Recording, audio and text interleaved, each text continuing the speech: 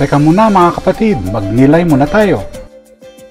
Noong una, marami ang tumutol sa pagpapatayo ng Eiffel Tower. Tinawag itong pangit, walang halaga at hinihingi pa ng ilan na ipabaklas ito.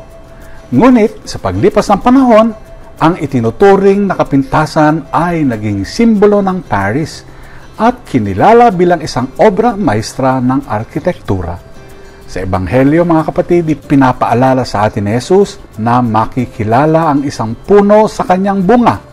Ang mabuting tao ay magbubunga ng kabutihan, gaya ng matibay na punong namumunga ng masustansyang bunga.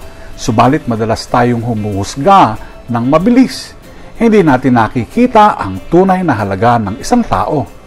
Tulad ng Eiffel Tower, may mga taong hindi agad nakikilala ang kanilang halaga. Ngunit sa tamang panahon, lilitaw ang kanilang kagandahan at layunin, di ba? Sinabi sa aklat ni Sirach na ang isang tao ay sinusubok sa hirap, gaya ng ginto na dinadalisay sa apoy.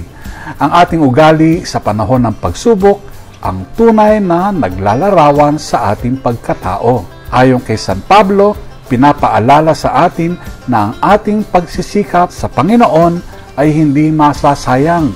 Kahit parang hindi napapansin ngayon, may bunga ito sa tamang panahon.